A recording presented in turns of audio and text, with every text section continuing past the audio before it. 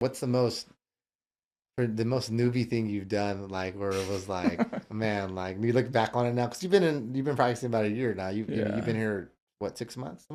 6, 7, yeah. Yeah. So I think your first depo you prepared, I was like, I was laughing. I told Eric, like, Eric, you gotta like, he's gotta go talk to this guy, man.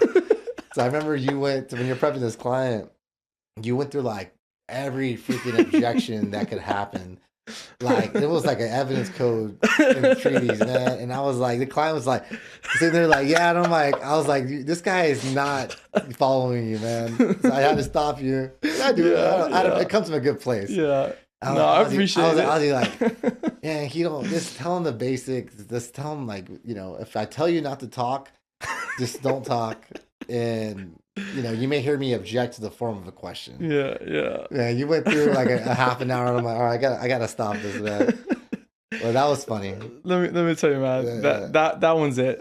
That's the biggest one right there.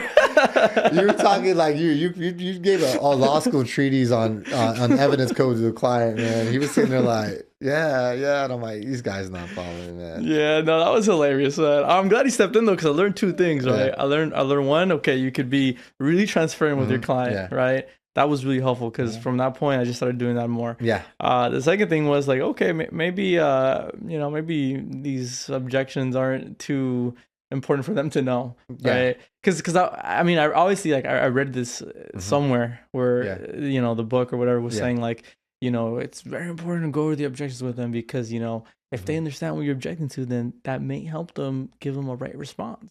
Yeah, that's like, a good point. Okay. Yeah.